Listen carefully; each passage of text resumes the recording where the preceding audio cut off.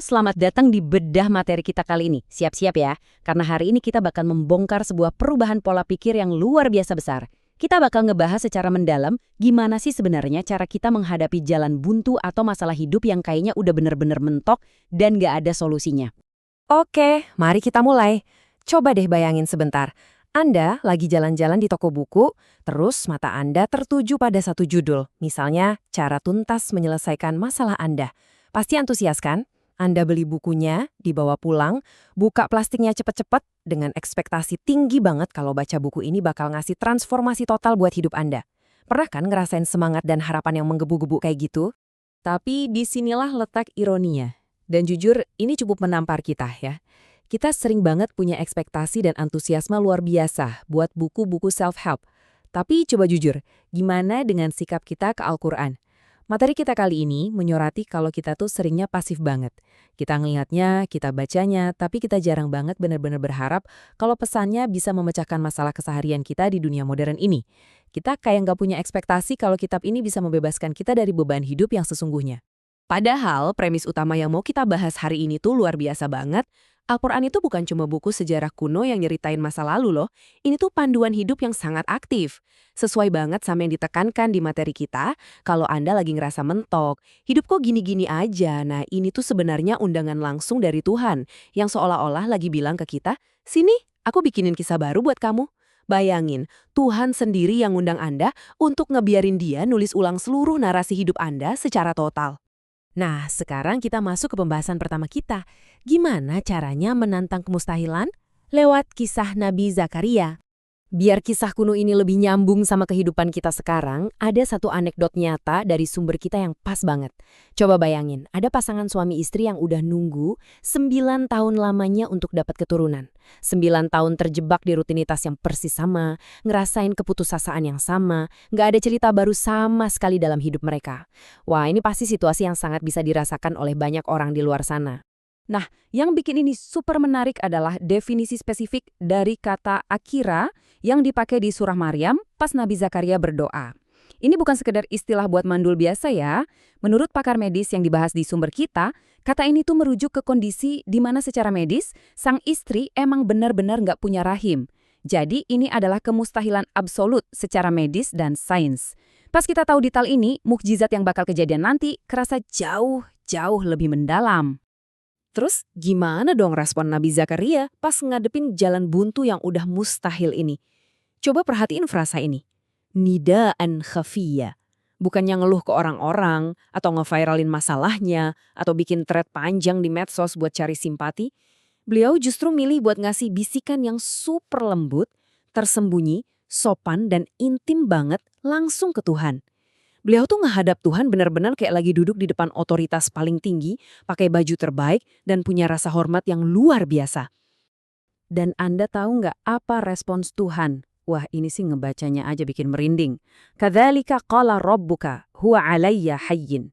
Demikianlah kata Tuhanmu, hal itu sangat mudah bagiku. Ini tuh bukti nyata buat kita. Nggak peduli seberapa mustahil masalah Anda kalau dilihat pakai kacamata sains, medis, atau logika manusia, Tuhan bisa dengan gampang banget nulis ulang narasi itu. Gagasan ini disorot dengan brilian banget di materi kita. Gini ya, kita di zaman sekarang tuh sering banget merayakan ide-ide gila manusia. Kayak ambisi Elon Musk mau bawa orang jalan-jalan ke bulan. Wah, kita anggap itu luar biasa. Tapi sadar nggak sih? Kita sering ngabaikin teknologi penciptaan Tuhan yang jelas-jelas jauh lebih gila dan tanpa batas. Ada pembuahan lewat suami istri yang secara medis udah mustahil, kayak kasus Zakaria. Ada pembuahan cuma dari seorang wanita aja, kayak Maryam. Sampai penciptaan tanpa laki-laki dan wanita sama sekali, kayak Nabi Adam. Ini benar-benar nunjukin kekuasaan kreatif yang absolut. Lanjut, kita masuk ke pembahasan berikutnya. Gimana kita bisa tetap percaya pas lagi ada di jalan buntu lewat perjalanannya Nabi Musa? Di sini kita bakal nge-explore apa jadinya kalau Anda nabrak tembok besar di tengah proses bikin kisah baru Anda. Coba deh kita urutkan timeline kehidupan Musa. Mulai dari bayi, waktu ibunya naruh dia di keranjang buat dihanyutin ke sungai, terus masa mudanya yang justru dilindungi dan dibesarkan di dalam istana musuhnya sendiri, sampai akhirnya beliau dewasa. Rangkaian ini tuh ngeliatin kalau seluruh hidup Musa adalah sebuah setup yang sengaja banget dirancang sama Tuhan. Dan semuanya memuncak di satu momen yang mengerikan, berdiri mematung di depan lautan yang mustahil dilewati bareng ratusan ribu umatnya, sementara musuh ngejar dari belakang. Bener-bener jalan buntu. Dan ini dia pelajaran paling krusial dari jalan buntu yang dialami Musa. Beliau itu udah punya rasa syukur, sebuah alhamdulillah, dan kepercayaan yang 100% ke Tuhan. Sebelum lautannya terbelah, beliau nggak panik sama sekali. Kenapa? Karena dari awal perjalanan hidupnya, beliau sadar betul kalau Tuhan yang ngatur semua ini dan Tuhan selalu ada di depan. Kepercayaan Musa yang sekuat batu karang itu bisa kebangun karena ada konsep yang namanya sayurikum ayatihi, bahwa Tuhan itu bakal selalu nunjukin tanda-tandanya. Sumber kita ngingetin kalau kita tuh sering banget lupa soal ini. Padahal, Tuhan kan terus-terusan nunjukin tanda kekuasaannya ke kita setiap hari ya kan? Mulai dari hal simple kayak Anda bisa bernafas hari ini, Anda berhasil lulus sekolah, sampai akhirnya bisa dapat kerjaan yang sekarang. Itu semua tuh sebenarnya jejak bantuan Tuhan, biar kita bisa tetap percaya sama Dia pas kita ketemu jalan buntu lagi di depan. Oke, sekarang kita masuk ke bagian ketiga. Kita bakal ngebahas cetak biru untuk kisah baru Anda. Apa aja sih langkah praktisnya? Sekarang, yuk kita tarik sejarah kuno tadi ke realitas kehidupan Anda sekarang. Pertanyaannya, gimana dong caranya dapat kisah baru itu? Pastinya Anda butuh cetak biru yang baru, karena Anda mutlak nggak boleh lagi ngulangin rutinitas harian yang lama. Sumber materi ngasih langkah praktis yang bisa langsung dicoba nih. Pertama, ubah kebiasaan pagi Anda.